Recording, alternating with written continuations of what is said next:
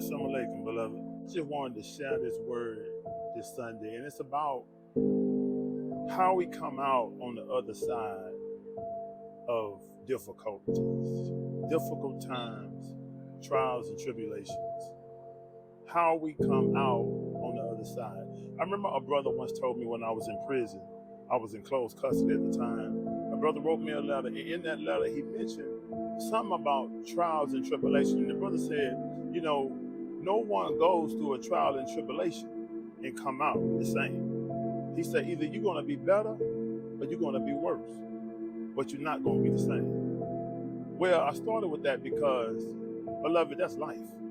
Allah tells us that struggle is ordained to us. So what does that mean? That means that when you think about the difficulties and struggles of life or of anything, that difficulty or struggle or having to go against opposition comes with just about everything that we do. Whether it be going to the kitchen when you don't feel like it, answering the door when you don't feel like it, cleaning up when you don't feel like it. Why is it that we are met with times when we don't feel like doing something? You understand? Allah understanding the nature by which this physical body is created. But why did He create it with that? Well, Allah knows best. But from my understanding, it is because it is only when one faces difficulty, like lifting weights in the muscle, having to face the weight that you are trying to make it lift or you are making it lift, how it breaks that muscle down, but rebuilds it into something stronger. Well, understand this. You see, evolution, growth, requires a process that involves breaking down, healing, and being stronger afterwards. You understand what I'm saying? So, understanding that as we go through life and we face difficulty, not run from it, not try to find distractions, not try to look for avenues or anything to circumvent difficulties, right? But when we face it, when we try to figure out how to understand, when we really do a lot of self-searching, introspection, digging into the feelings and the thoughts, right, of how a thing affects you, the problem, how do I solve this problem? Where's the answer at in solving this difficulty?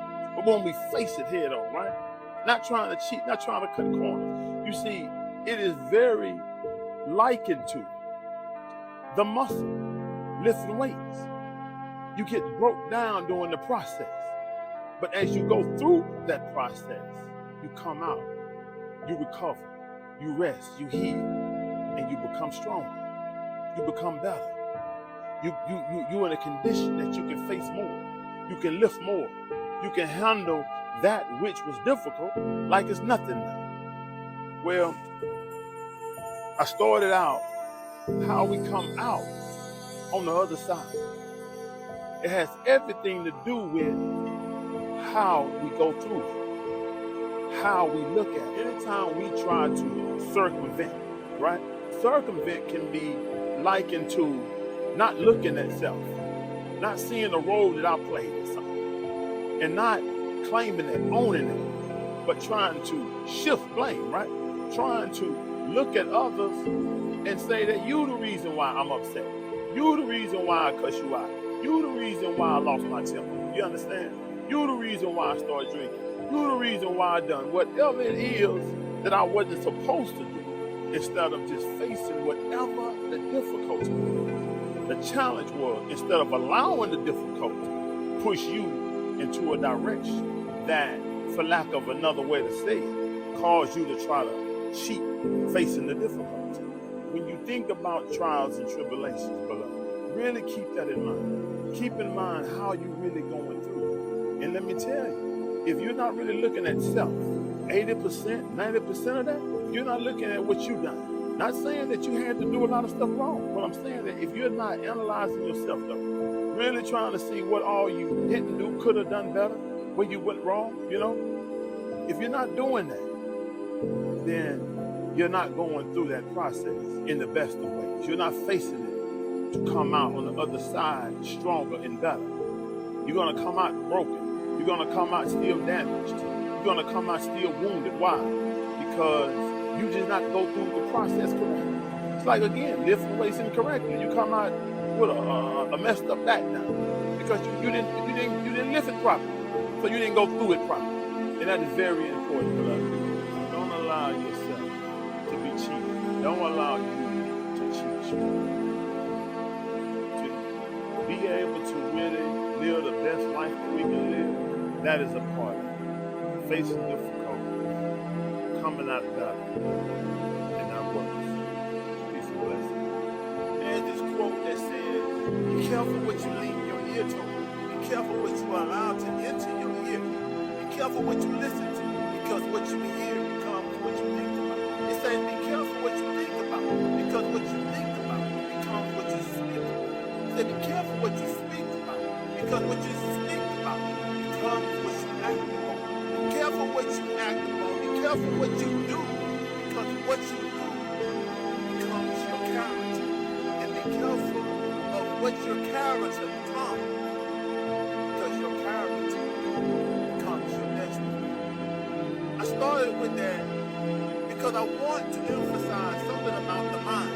It is that the mind is so impressionable, meaning that it takes the form of, it can be affected by, it absorbs so much, and it reproduces that which it absorbs, that which it is affected by. Have you ever heard that words are very powerful, that words create? Well, where do you think words first start its work, start its creating? The word start its creating in the mind. You see, in what I had quoted earlier when I spoke about, you have to be careful about what you lean your ear to. You have to be careful about what you listen to, right? Well, have you also heard that when one is speaking or teaching, that they are also teaching and speaking to themselves? Why is that? That's because as you speak, you hear everything that is coming out of your mouth. And not everything that is coming out of your mouth is something that you plan to say. Some of these things is given to you straight from Allah. But yet and still everything that comes out of your mouth goes back into your ear and begins to impress on the mind. The mind is very powerful, you know. And really, this is just the part that I really wanted to get at right here. It is that with everything that I mentioned, I want you to understand how with all of them, it affects the mind. But I also want you to understand that in the mind, where things are created, before you speak, before you do, before it becomes a part of your character and your destiny, it starts in the mind. So I want you to know, the mind is so powerful that anything that you believe or anything that you think about a lot, your mind has the ability to create for you. Your mind will cause you to see something that's not even there. But because somewhere up in you, somewhere in your thought process, this idea has manifested. And for you, your mind will make that thing a fact for you. As I always teach and say, that your perspective is your reality. The way you see something, the way you perceive something is very real, sometimes only to you. And sometimes this is why you can't get no one else to see it. This is why it's also stated that whatever dreams you have, it's yours. But where does the dream take place at? In the mind.